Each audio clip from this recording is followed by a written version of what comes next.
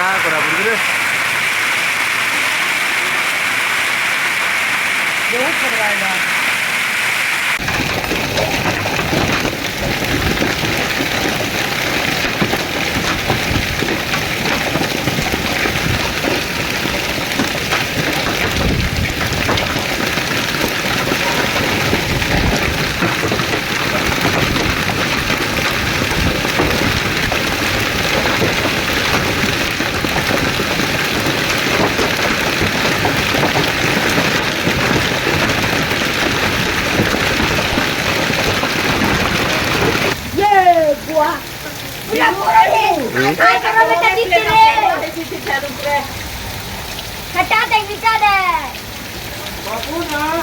घर खपर खपर आम घर गुठे न सबू दौड़ एते पैन आते पैन घर भीतर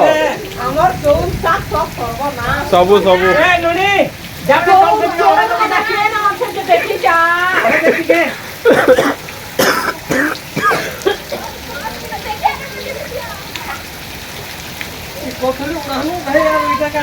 मुई कथा कहूँ जेनता है जे मुई नटी हां आ दे इरा हार्वेस्टर दे ऐसा तो है बोला रे सब भंगा होता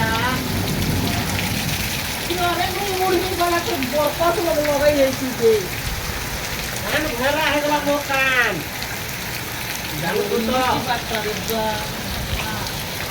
बोला कान भैरा है गला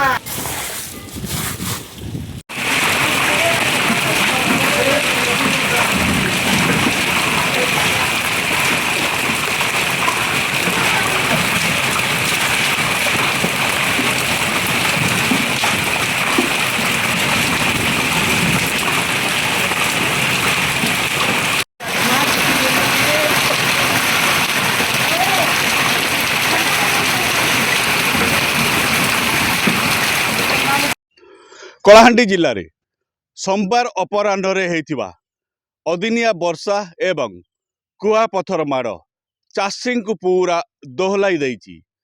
तांडव रचिछि काल बैशाखी। आमे आसी पहुंचीचु ग्राउंड जीरो रे। देखि पार्थुबे एटा होची गुटिए धान खेतर दृश्य। जेहेतु वर्तमान जिलार जलसेचित अंचल मानकरे वर्तमान रबी धान प्रक्रिया आरंभ होइछि। आउ जदि कहवा कि रबी धान जो वर्तमान गर्भावस्था को आसी तो यही समय रे जदि कहवा कि काल बैशाखीर तांडव पूरा चाषी को दोहलाई देइछि। तो सीधा सड़क प्रतिक्रिया नवा आमे आज्ञा आपण रबी धान करथिले आज्ञा तो काण असुविधा हिचे धान काण प्रॉब्लम अच्छे आज्ञा धान तो गर्भवती ही गल ना निकलवा ऊपर गला ना यार झार झुरा भी आम घिचला बरा कर देखु सांस करछु आरु आबे यार किछि धान हेबने ना एबे नहीं है ना धान दुना। अच्छा कोरा केते परिमाण रे मार हला कोरा बड़ बड़ कोरा मन पड़ला बेसी बड़ बड़टा केंदु एड़की कोरा पड़ला और छोटियाटा बढ़ला बेसी पड़ला ना घर द्वार उधरा गला पर ही गला। अब ये चाष जमी भी तो धान हवा नहीं हवा गारंटी नहीं ना और जेनटा नहीं निकलबाटा सेटा हवा लवा निकलबाटा मन नहीं है ना।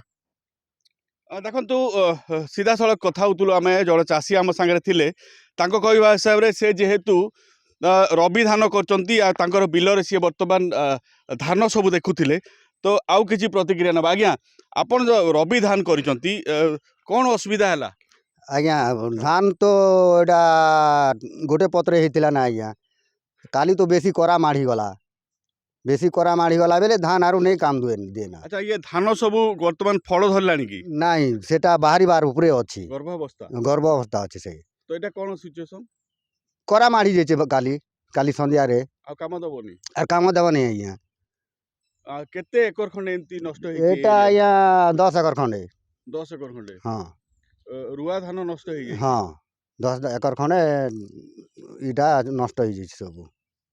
देखो प्रतिक्रिया सीधा सड़क आम कथा होतुलु आम सांगे दी जन चाषी जोड़ी होते कहवा हिसाब रे जेहेतु कि अदिनिया वर्षा जो प्रबल करा कुआ पथर माड़ होता से माड़ जदि कहवा कि धान सब नष्ट हो आउ थोड़े चित्र देखा चाहूँगी देखिपे यहाँ हूँ गोटे धान बिलर दृश्य जे ये जो धान वर्तमान जदि कहवा कि गर्भावस्था को आसी वर्तमान फल धरबार समय ଏହି ସମୟରେ ଯଦି କହିବା କି ଅଦିନିଆ ବର୍ଷା ଆଉ କୁଆପଥର ମାଡ଼ ନିଶ୍ଚିତ ଭାବରେ ଚାଷୀଙ୍କୁ ତ ଦୋହଲାଇ ଦେଇଛି।